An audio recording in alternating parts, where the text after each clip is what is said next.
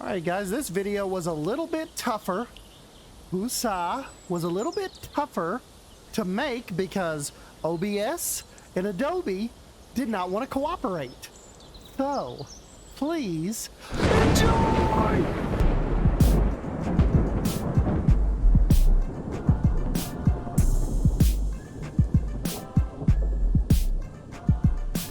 Coelophysis is without a doubt the most iconic dinosaur of the Triassic period. Just like how many Hollywood icons have left their handprints behind in concrete at the famous Chinese theatre, many fossilised footprints known as grelata have been attributed to Coelophysis.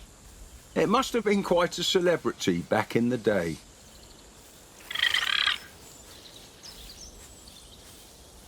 Dilophosaurus is such a gorgeous creature. Some paleontologists think the grasping claws and shape of its jaws made it well suited to hunting fish. Others argue that it was built for more terrestrial prey. In my experience, the distinction between surf and turf doesn't matter. They'll eat anything they can get their hands on.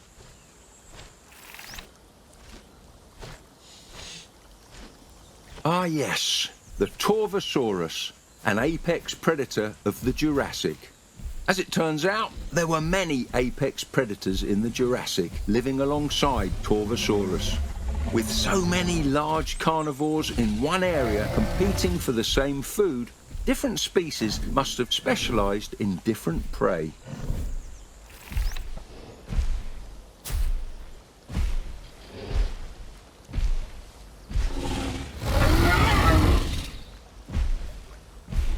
While Tyrannosaurus is widely considered the largest predatory dinosaur in terms of sheer bulk, it's not the longest of them. In that competition, it's Spinosaurus who reigns supreme. The youngsters on our keeper staff tell me that online dinosaur forums are rife with arguments about which of the two titans would win in a fight, the mighty T-Rex or the magnificent Spinosaurus. I've never really thought about it. The two would never have met during the Cretaceous. But now, after seeing them in the flesh, I wonder.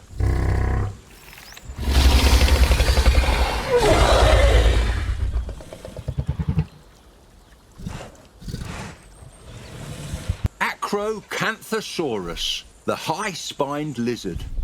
An apex predator, and a good one at that. Each side of its upper jaw sports 19 razor-sharp teeth, but I don't recommend getting close enough to count them all.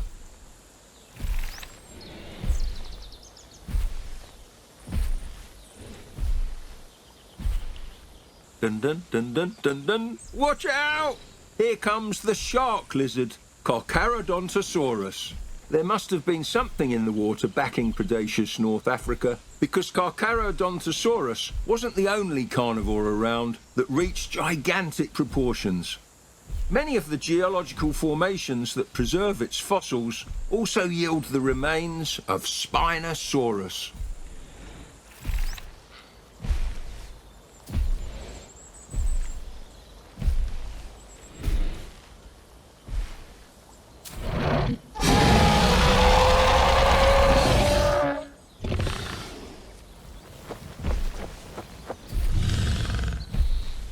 There it is, the one and only king of the tyrant lizards. Tyrannosaurus is as big as the movies, and yet somehow even scarier. Take a good look at those arms. Each arm is 1 metre long, can hold almost 200 kilos, and ends in razor-sharp claws. Far from the wimpy little stubs most of the public makes them out to be. Now this is an interesting fellow. This dinosaur is called Dinoceras, a name meaning horrible hand. Its hands aren't actually horrible, mind you. Calling dinosaurs things like terrible or horrible is a trend that goes all the way back to Sir Richard Owen, who first coined the term dinosaur, which of course means terrible lizard.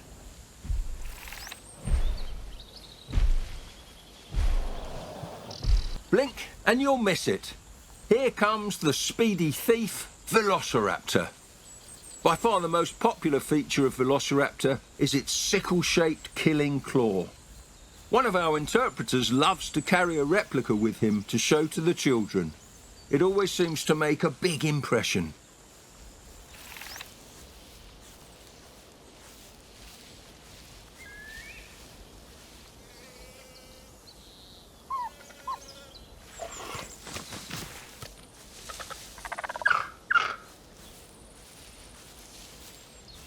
There it is, Carcharodontosaurus, the star of the Morrison formation.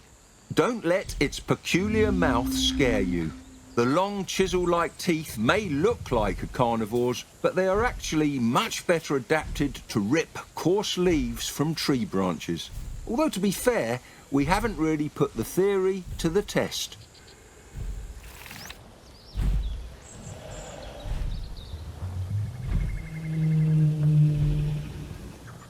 Can't get a much more classic dinosaur than Brachiosaurus. This is the iconic high-browsing sauropod, feeding on nutritious leaves and branches way up in the trees. These beautiful creatures can eat around 400 kilograms per day, so I better go check to see if our latest food delivery arrived on time. If not, we might have a bit of a problem.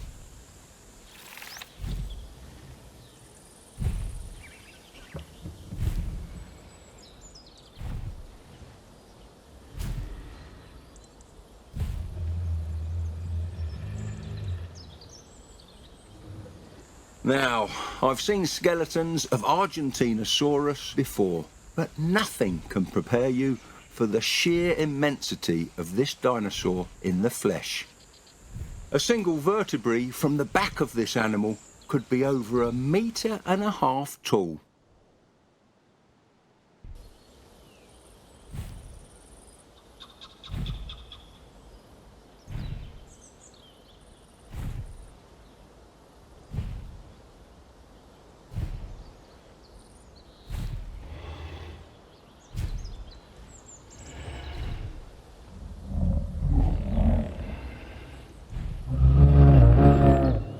To run into a fellow Brit so far away from home. Meet Ceratops, an early armoured dinosaur from England and Ireland. The armour pieces on armoured dinosaurs are more accurately called osteoderms, a word that literally means bone skin.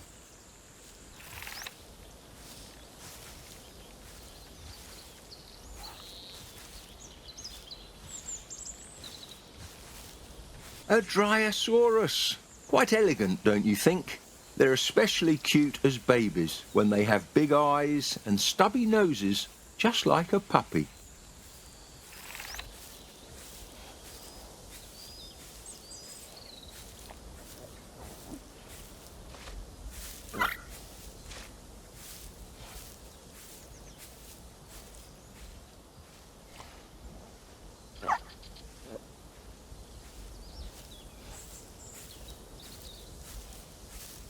Just look at that! This sailback dinosaur is Ororanosaurus, an ornithopod related to both the thumb-spiked Iguanodonts and the duck-billed Hadrosaurs. Why the long face? Even though it isn't quite a Hadrosaur, Oranosaurus has a remarkably long Hadrosaur-like face. The beak and snazzy little crest really complete the rest of the look.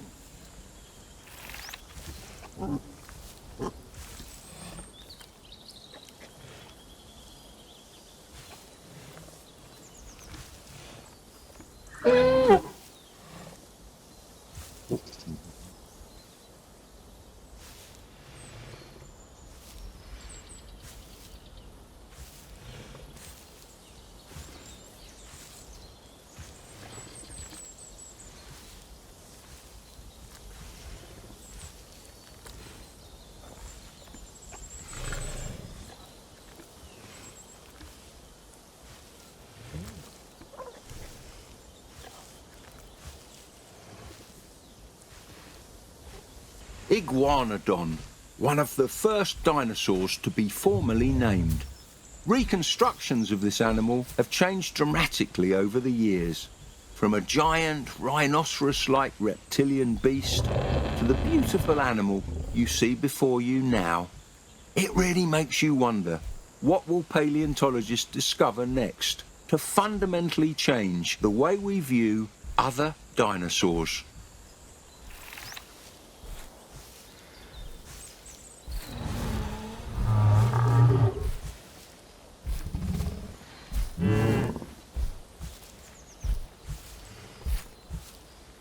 That, my friend, is a beautiful dinosaur.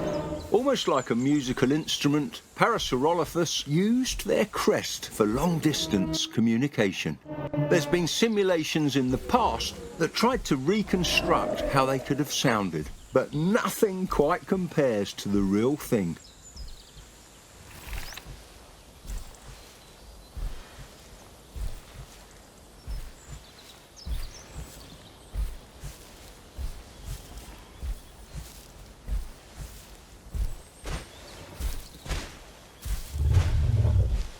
Found all over western North America, Edmontosaurus is the textbook definition of a hadrosaur.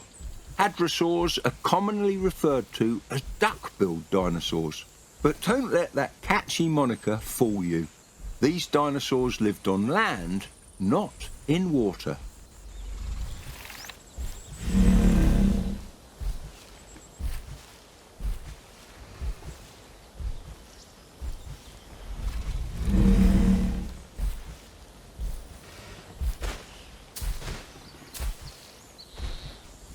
In my opinion, the most interesting thing about hadrosaurs isn't the presence or absence of a crest, but the way they move.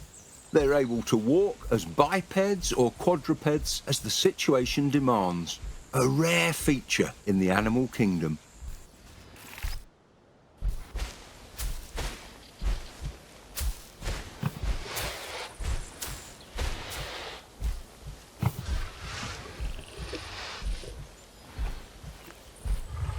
Now this little fella is a Psittacosaurus. Thanks to a number of recent findings, we were able to restore this creature to a high degree of genetic accuracy, right down to the quills and coloration in some of its species.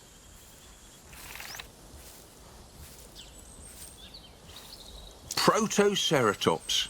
This animal is one of the smaller species of Ceratopsians, living alongside deadly neighbours like the velociraptor.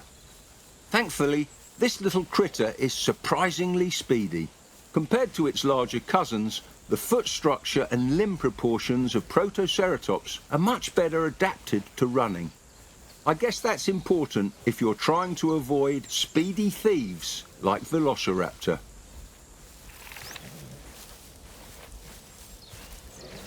Wow, look at the horns on that one. This must be Nasutoceratops, a ceratopsian best identified by its large cow-like features. This massive creature weighs approximately 1.5 tons. To put that into perspective, a mature Spanish fighting bull can weigh up to 0.7 tons. Imagine setting that loose on the streets of Pamplona in Spain.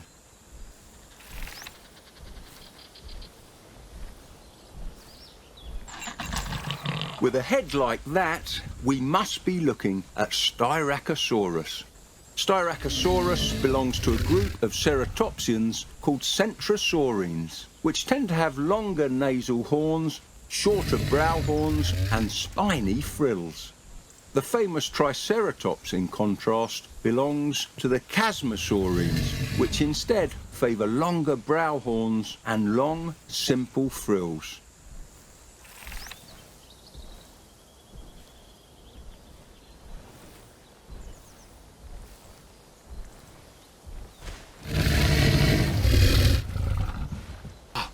Pachyrhinosaurus. My, that head looks heavy. Thankfully, the frill extending off the back of its head is hiding a secret. There are 2 large holes punched straight through the bone to relieve the weight of all those adornments. The holes aren't visible during life, As you can see, they're beneath all that skin and keratin. Triceratops, one of the most recognisable and largest dinosaurs of its kind. Several fossilised Triceratops have been given nicknames, like Lane, Hatcher or Homer. Personally, I prefer names starting with T.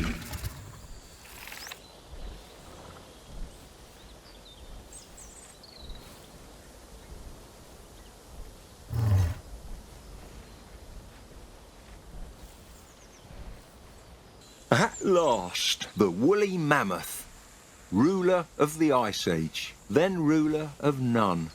There's nothing quite like it on the planet today. Just like their closest elephant cousins, mammoths are highly social, forming large family groups led by matriarchs.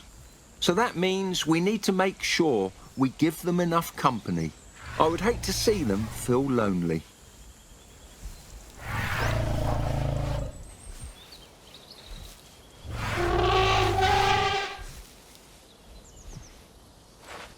Oh boy, that's a big kitty, more commonly known as the saber-toothed tiger. Smilodon makes for a formidable predator. This large feline could gape its mouth to impressive extents, up to 120 degrees, almost twice as much as a lion. I would love to see it in action from a safe distance.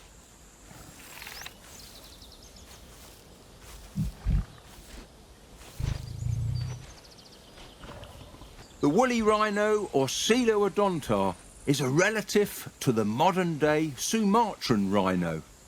Much like its contemporary, the woolly mammoth, this rhino inhabited what is now called the Mammoth Steppe, a vast cold grassland that extended from Western Europe to the most remote corners of Siberia. By bringing this animal back to life, we honour that wonderfully diverse ecosystem, now lost to the ages.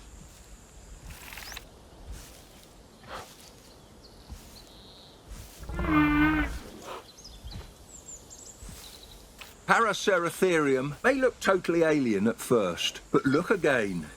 You'll notice the resemblance to its modern relative, the rhinoceros. While a rhinoceros's smile could be considered rather unpleasant, the teeth of Paraceratherium make its smile something to behold. Beneath that long upper lip are two sets of tusks that point at odd angles from each jaw, making them look like they seriously need a visit from the dentist.